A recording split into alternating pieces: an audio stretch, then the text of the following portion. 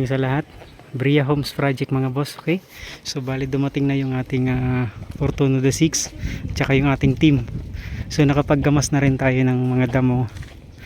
Ayan, binaba na rin yung materyales mga boss, okay? So mamayang gabi may delivery pa tayo ng white sand. So dito na lang natin ilalatag. So yan, nakapaggamas na tayo. So konti pa to mga boss, gagamasin natin to lahat. Tapos unahin natin yung bakod muna, okay?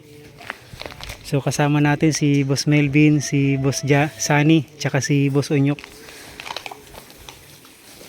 So dala na lahat ng gamit, pati pang gulay. Yan. So ito yung ating project dito sa Bria Home, Angeli SF mga boss. So full house renovation tayo, okay? So nakapaggamas na rin tayo kahit papaano, konting linis pa. Yan.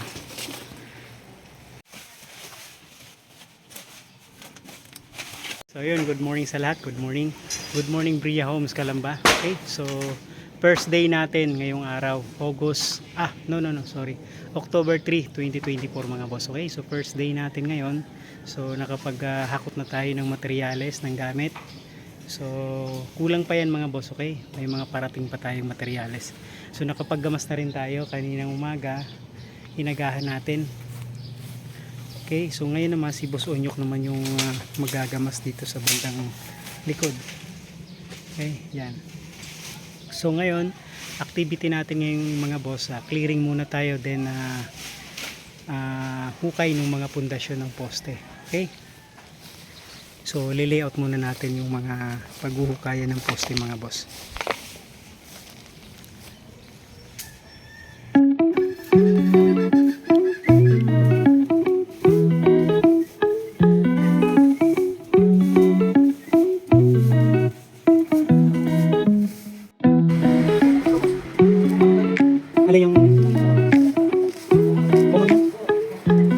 Binibigyan na nga kanina ni nanay yung pabila. Bunutin na lang kasi sayang naman makukuha naman natin eh. Hindi pa naman tayo magbukay dyan eh. So yun mga boss, nakabili na tayo ng materyales para dun sa ating magiging electrical wiring. Papasok ng unit mga boss, okay? Sinabayan na rin natin ng NEMA 3R mga boss, okay? Para for safety breaker to mga boss. Kinakabit to dun sa pagka after nung Meralco mga boss metro sa baba siya, okay?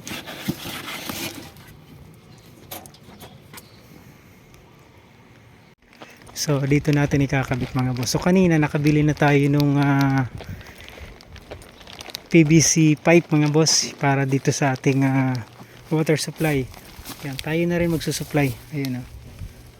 So ito naman mga boss yung lalagyan natin ng NEMA 3R for safety breaker to mga boss. So after nitong Meralco Metro, so dapat yung NEMA 3R mga boss, okay? So meron siyang breaker na kasama.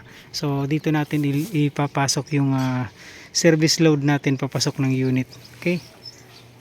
So ito yung ating napamili mga boss na materyales na ikakabit natin, okay? So number 8 na stranded wire, bali 19 meters, okay? Tapos NEMA 3R, ito yung mga boss. Tapos yung safety breaker mga boss, ito. So bolt on mga boss. So ito yung kakabit natin dito.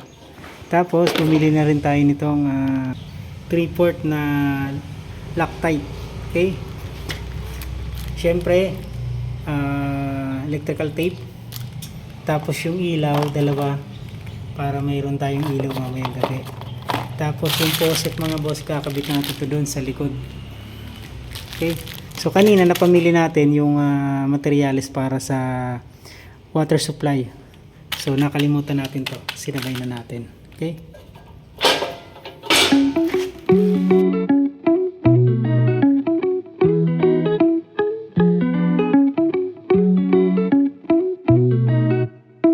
So yun mga boss, sa Olivares Homes Project. So bali kumuha tayo ng mga gamit natin, gagamitin natin doon sa ating new project sa Bria Homes Calamba. Okay? So timba, pala, tapos walis mga boss, tapos yung cut off dala na rin natin, the same time yung extension wire, tapos yung pangperyahan nating ilaw, hehe, pako, dala na rin natin. Okay? So yan, timba. So So dala na natin, taktak, mayroon na rin tayong dala. Okay. Tapos higaan, trapal, may dala na rin tayo. So gamit natin si Fortuno III, gawa ng merong kunting problema sa ating sasakyan. Okay. So ito na muna yung service natin, pansamantagal. Okay. So 2 months pa yung releasing ng ating Fortuno the Pip. Alright. Alright, yan. So yun mga boss, dito na tayo sa crossing Calamba.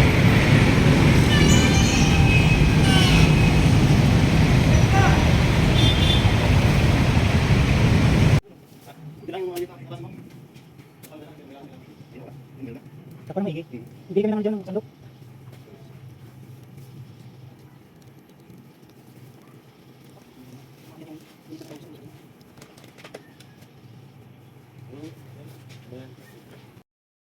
So yun mga boss, bali gawa tayo ng temporary nating supply ng tubig. Yan, okay. So susupply na natin. Tumaya maya pagkatuyo na yung Niltex natin, yung solvent, pwede na natin buhayin. Okay.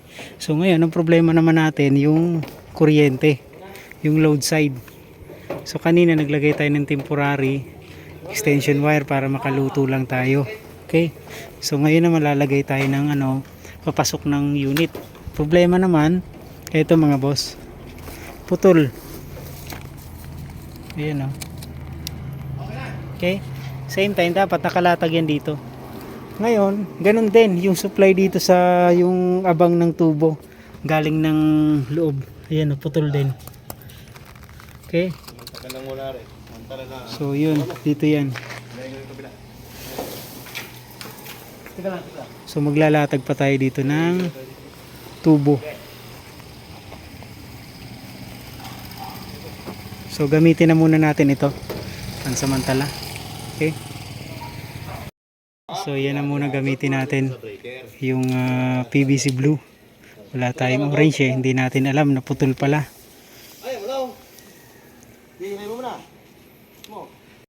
Gas kasi ng ulo ng ulok eh.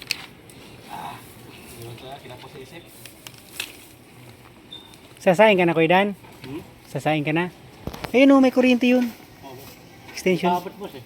Ha? Di abot. Dito ka na muna. Dito ka na magsaing. extension ah.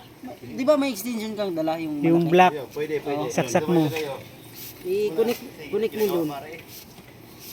Kuhain mo muna extension wire natin dala, yung black. Kinapos din na.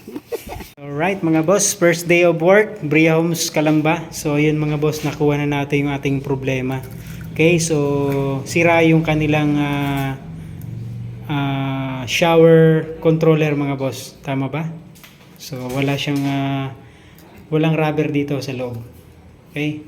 So ngayon, ayan, isa pang problema, lahat nung kinabit nilang angle valve, walang tawag nito, wala siyang tiplon tape. So nilagyan natin, pati yung shower wala din, sabog yung tubig. Ngayon, nung nalagyan natin, ito naman may problema.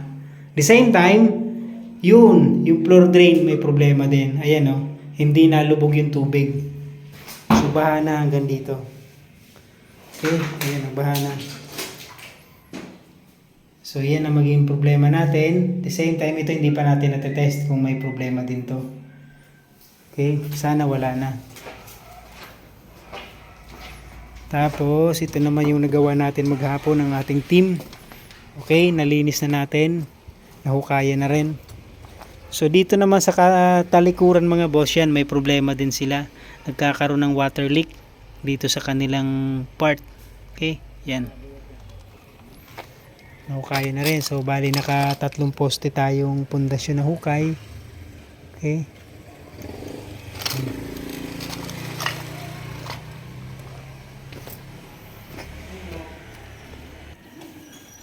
So yung tubig nakabit na rin natin tsaka yung kuryente. So meron na rin tayong ilaw.